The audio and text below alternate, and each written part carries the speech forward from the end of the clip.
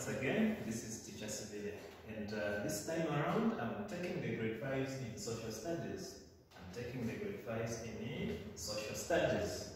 In our previous video in social studies, we were looking at governance.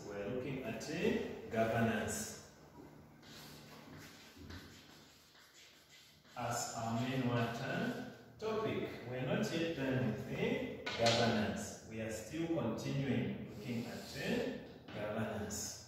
Now, before I get into what I want us to discuss today, I just want us to remind one another over our discussion last time. We did look at institutions that promote what? Human rights. We looked at different institutions that promote human rights. I'm sure where you are able to remember the kinds of institutions that we discussed, the examples of institutions that we looked at. What are some of these institutions that we looked at in our previous meeting? Number one, we looked at the judiciary.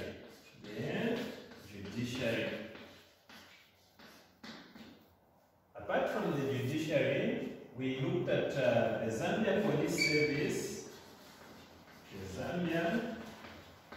Police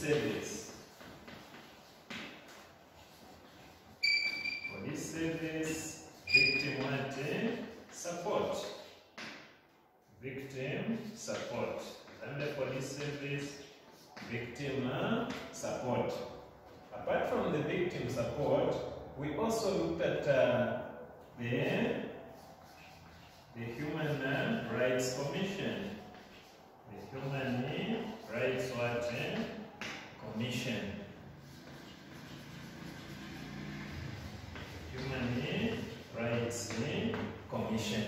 These are some of the examples of the institutions that promote human rights, that support human rights in Zambia that we looked at.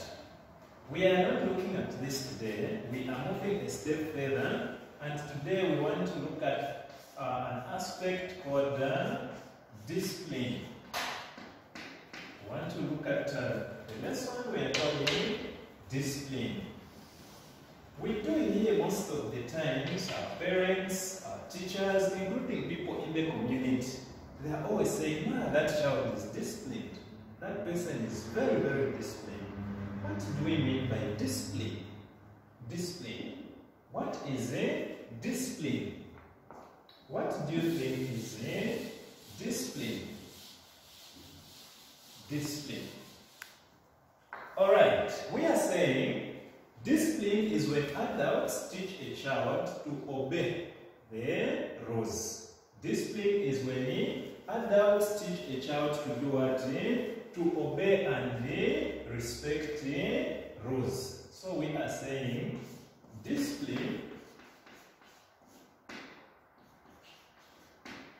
is when adults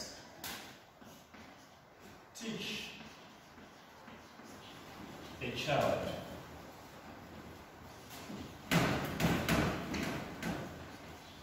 to obey and respect rules. That is what discipline is. It is when adults teach a child to obey and respect rules. There are different rules that we have either at home, at school, at church, including in the community. So now these rules must be obeyed. Apart from these rules being obeyed, they must also be respected. So when you are taught how to obey and respect these rules, we say you are being disciplined. Now, discipline, we are saying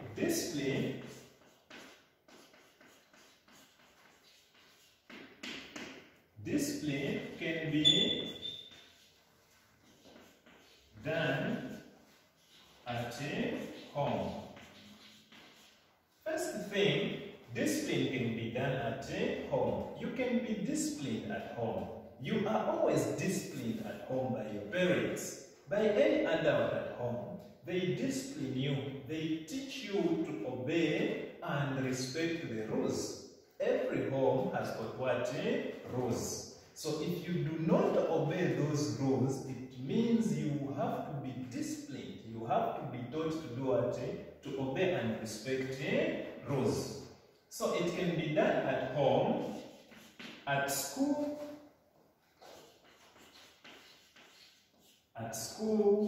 at church. At church and in the community. In the community. Alright. So, the same way we have rules at home, we have rules at school as well. We have rules at school. Teachers can teach you how to obey and respect what? Rules. Prefects can teach you to obey and respect school rules. Apart from at school, even at church, there are rules at church. We do go to different churches, and these different churches that we go to have different what? Rules. So at church, we are told how to obey and respect rules. We are told how to obey and respect rules. Apart from home, school, and church, even in the community where we come from, every community has got different what? Rules. Every community has different rules, and it is important that the community teaches you to respect and obey these rules, because a community that doesn't teach its citizens to respect and obey rules is a disorderly community. So these are some of the places where discipline is taught, where discipline is practiced. Now, discipline is a process. That's one thing you have to know. So let us look at the discipline process. The discipline process. So we are saying to enforce discipline, to teach people how to obey and respect what? Rules. It is a process. It's not a one-day thing. It is a process. This process involves three things. The discipline process involves three things. The first one is making rules. That is the first step. The first step is making rules. So, you cannot obey rules that you don't know. Alright? You cannot respect rules that you don't know. That's the reason why we have making rules as the first step. We are saying adults must make rules for their children. Adults must be involved in making rules. Not only adults, but children themselves also must be involved. Apart from making rules, we are saying explaining the rules. The rules. When these rules are made, they must be explained. What they mean, these rules must be explained. Then, the last step is what we are saying, consequences. Consequences as the last step. So consequences is a result of what happens if you do not obey the rules that have been made. Now let us look in detail what this is involved. With me here is a chart. Okay, so we are looking at the discipline process. Like I said earlier on, discipline is a process. It involves the following. A, making rules. Here we are saying adults set rules or limits for what the child can do or not. So here, the adults must sit with the children to set the limits, to make the rules, to tell what children can do and what they cannot do. those rules are made, the next step, which is B, is explaining the rules. Adults have to explain what each rule means. So the rules that have been made here, they must be explained what they mean. They must be fully explained and understood by every child. The other step is talk about consequences. So the last step is talk about consequences. Now these are what happens when the rules are broken. So rules have been made in step A. In step B, rules have been explained according to what they mean. In step C, the consequences. Now, what will happen if you break the rules that you have done what you have made? Now, there are different ways of carrying out discipline. So let us look at the ways of discipline. What are some of the ways of disciplining a child? Number one, we have confronting. Confronting. This is the first way of disciplining a child. When someone has broken the rules, you must confront them. Right? How do you do that? Tell them about the rules that they have done what they have broken. When you do that, you are confronting the situation. The second way of carrying out discipline is counseling. Counseling. When a rule has been broken, sit the child down. Explain to the child the consequences of breaking the rules. Explain the outcome of having broken a certain rule. For example, if you have set a rule at home to say no one should come at night, no one should come home at night, and this person comes home at night, you have to counsel that person about the effects of moving at night. So you need to counsel. To counsel simply means to educate someone. Then we have scolding. Scolding simply means talking to that person on a serious note. If someone breaks the rule, scold them. By so doing, you are disciplining that person. Apart from that, we can also talk about what? Punishing. When someone breaks the rule, let that person suffer the consequences of breaking what? The rules. That suffering of the consequences is known as a punishment. So when you break a rule, you can be punished.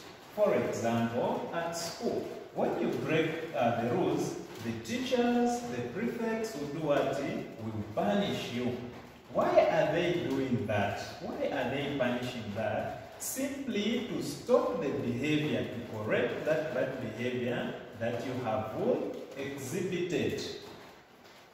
We are done with ways of disciplining a child or disciplining a person. Let us look now at the importance of discipline.